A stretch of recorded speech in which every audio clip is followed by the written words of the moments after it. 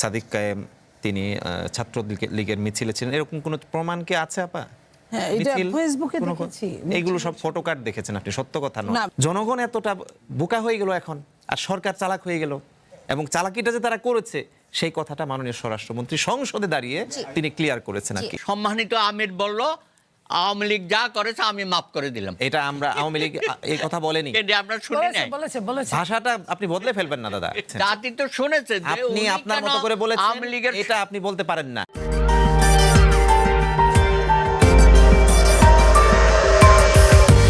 প্রধানমন্ত্রী আরেকটি কথাও বলেছেন যে এই গুপ্ত রাজনীতি যারা করছে তাদের কেউ এখন এনসিপির রাজনীতির সঙ্গে যুক্ত, কেউ বা ছাত্র শিবিরের নেতা।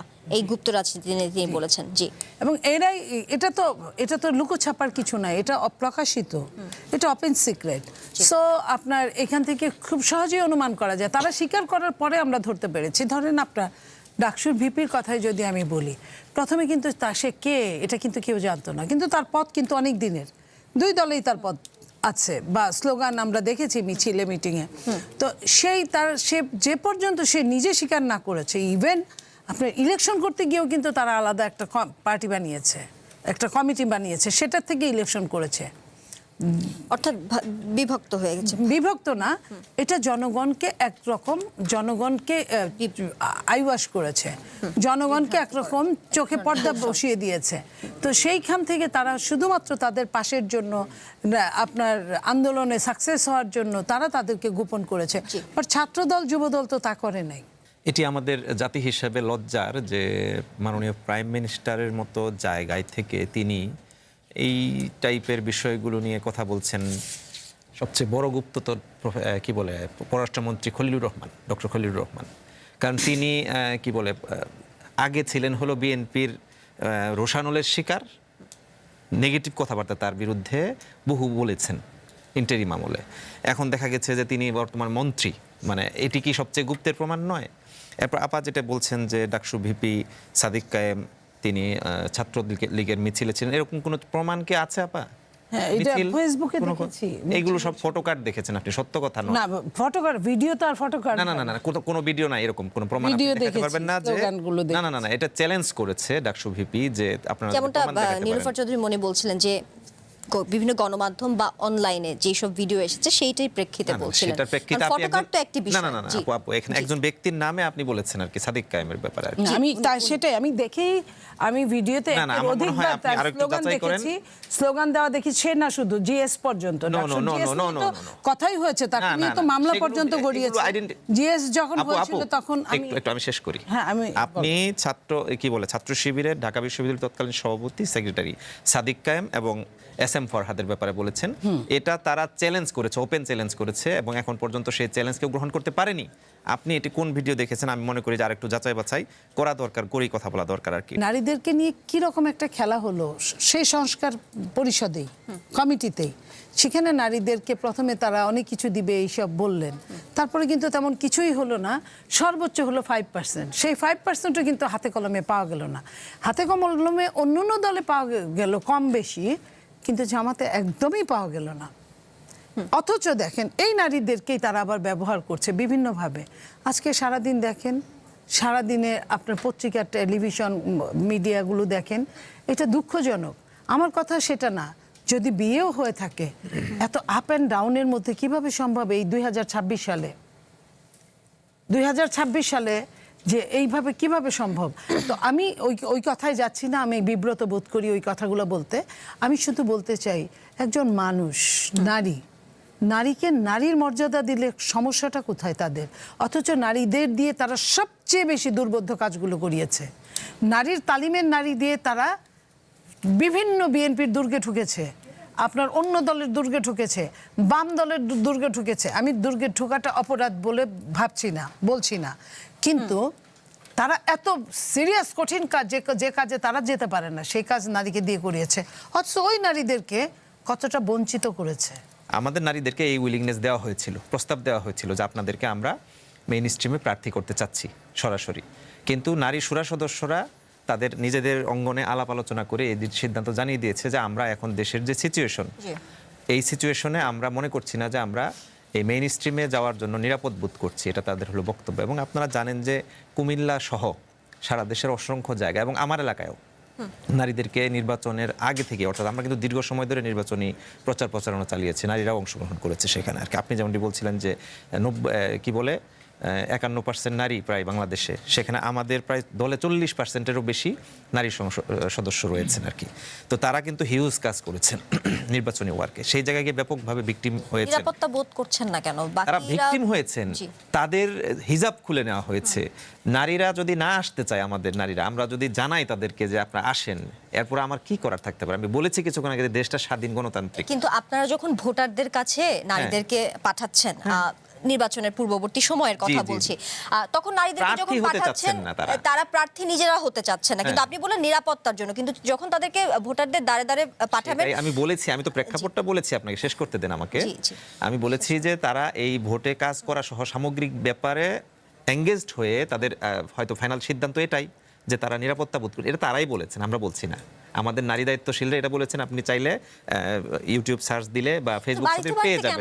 যদি নিরাপত্তা না, আমি সেটাই বলেছি যে বাড়িতে যাওয়ার পর তারা যে হেনস্থার শিকার হয়েছেন, সেই প্রেক্ষাপটকে বলেই তারা উল্লেখ করেছেন যে আমরা এই মুহূর্তে নিরাপত্তা বোধ করছি। একটু আপনাকে না, আপনি আমারটা শেষ করতে দিচ্ছেন না। আচ্ছা বলেন।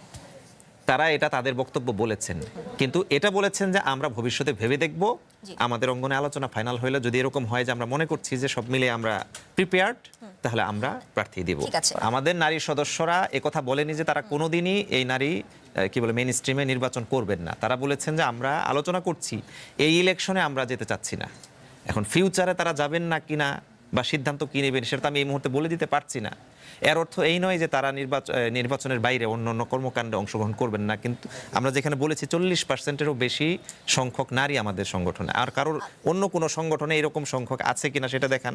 আদর্শিক কারণটা শুরুতে উল্লেখ করেছি আমি, যে এটা একটা বাস্তবতা, সেই বাস্তবতার নিরিখে সামগ্রিক বর্তমান সার্কামস্টেন্সে নারীরা সিদ্ধান্ত নিয়েছে যে তারা ইলেকশনে এই মুহূর্তে প্রার্থী হচ্ছে না। এর বাইরে আর কিছু না, তারা সকল কার্যক্রমে আছে, ইভেন এখন সংসদে তারা নারী সদস্য হিসেবে আছেন। কিন্তু কথা তো একটাই যে সর্বোচ্চ পর্যায়ে তারা যেতে পারবেন না, এটা দলের পক্ষ থেকে যাওয়ার কারণে ইসলামিক যে আদর্শ, তারা যে না যাওয়ার কারণে আমাদের নারীদের মধ্যে এটা নিয়ে কোনো অসন্তোষ পেয়েছেন? না, অসন্তোষের কথা না, আমি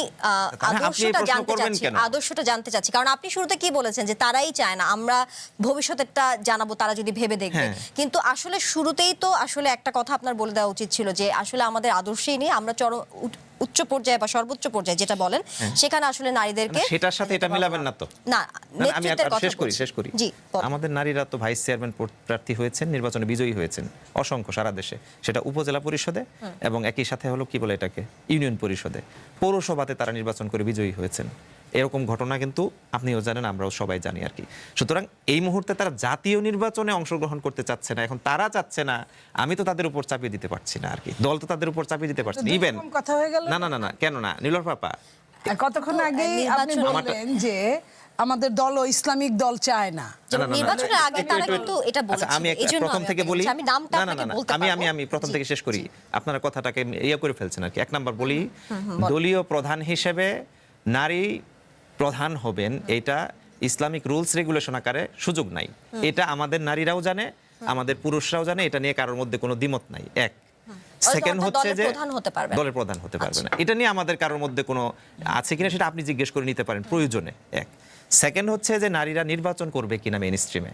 প্রথমত হচ্ছে যে আমাদের নারীরা উপজেলা পরিষদ, ইউনিয়ন পরিষদ, পৌরসভায় ভাইস চেয়ারম্যান হিসেবে নির্বাচন করেছেন, মহিলা মেম্বার হিসেবে নির্বাচন করেছেন, কিন্তু তারা জাতীয় নির্বাচনে 2026-এর 12 ফেব্রুয়ারির যে ইলেকশন সেটাতে অংশগ্রহণ করবে না বলে তারা জানিয়ে দিয়েছে সাফ।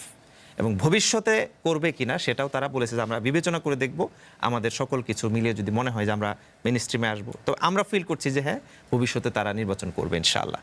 এই তিনটার বাইরে আমার মনে হয় না যে এটা নিয়ে বিতর্ক করার আর কোনো কারণ আছে। জুলাই সনদ বাস্তবায়ন অক্ষরে অক্ষরে করবে আপনি বলেছেন, সরকারের তরফ থেকে এই কথা যেটি এসেছে, মাননীয় প্রধানমন্ত্রী এবং মন্ত্রী পরিষদ বর্গ, সংসদ সদস্যরা এই কথাটা বলছেন।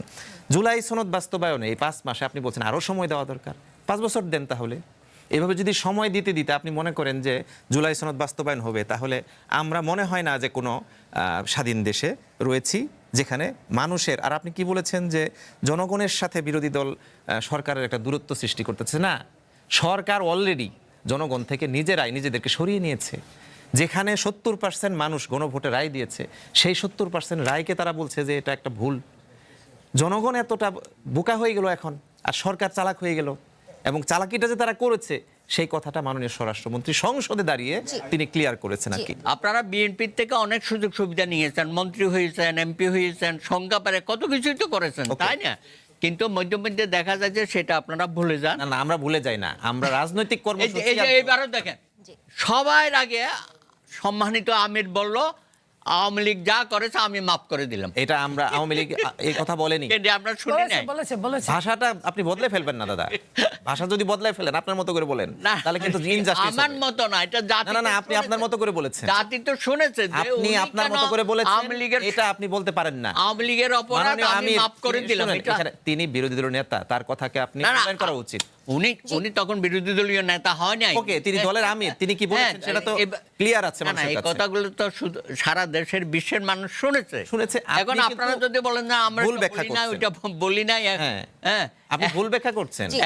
এখনো তো অনেকেই মনে করে শেখ হাসিনা আসার পেছনে বোধহয় আপনাদেরও কোনো ইয়ে আছে। সেটা তো আপনাদের ব্যাপারেও বহু কথা আছে। জামাতের যে কি বলে এলাইটা এখন, এটা কিন্তু রাজনৈতিক জোট আকারে না, এটা হচ্ছে নির্বাচনী জোট ছিল আর কি। তবে তারা যদি মনে করে পরবর্তীতে তারা রাজনৈতিক কর্মকাণ্ড একসাথে করবে, সেটার জন্য কিন্তু অপশন খোলা রেখেছে এবং এখন পর্যন্ত কার্যক্রম চলছে। এর অর্থ এই নয় যে এটাকে পূর্ণাঙ্গ একটা জোট বলা যায় আর কি। তো সেই দৃষ্টিভঙ্গিটাকে সামনে রেখে যখন কোনো দল হঠাৎ করে বলে যে না আমরা জোট থেকে বের হয়ে যেতে চাই, তখন এটাকে আশঙ্কা প্রকাশ করতেই পারি আমরা। জামাতের জোট ভেঙে আসলে সরকারের বা বিএনপির লাভ কি? কোনো লাভই নাই, কারণ বিএনপি কখনোই কারো জোটে কোনো সময় হাত দেয় নাই, কোনো সময় তাদের আনে নাই। বরং বিএনপি থেকে অনেককে নিয়ে যাওয়া হয়েছে, অনেককে, যেমন চরমনায়ের তো বিএনপির সাথে ছিল একটা সময়, আর অনেকে। সেটার জন্য বিএনপি কাউকে দোষারোপ করবে তাও না, কারণ এখানে ব্যক্তি স্বাধীনতা কাজ করে। যদি তার যেখানে ভালো লাগবে, যেমন ধরুন ইলেকশনের আগে এনসিপি নিয়ে কথা শুনেছি, বিএনপির সাথে জোট হচ্ছে, আবার শুনেছি জামাতের সাথে জোট হচ্ছে, হতে হতে জামাতের সাথে গিয়ে জোট হলো, এবি পার্টি বিএর সঙ্গে জোট হচ্ছে, এরকম শুনেছি। মানে আমি তো এবি পার্টির প্রেসিডেন্ট সেক্রেটারি দুইজনের সঙ্গেই মাঝে মাঝেই টকশোতে বসি, আলোচনাও হয়েছে এরকম, তারা তাদের হিসাব করছে এবং একটা সময় হিসাবে বললো যে মার্কা যদি না থাকে তাহলে তো আমার বিএনপির লোকরা ভোট দিবে না। এই মার্কার জন্য ধরেন অনেকেই মানে বিএনপিতে জয়েনও করলো জোটে ঢোকার পরেও।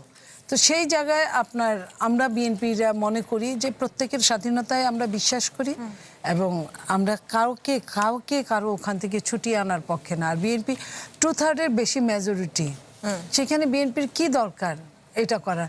যদি একদম টান করে থাকতো তাহলে না হয় বলতে পারতাম যে না, ওখান থেকে ছাড়িয়ে এনে আমরা হাতে রাখলে ভালো হবে। আমি যখন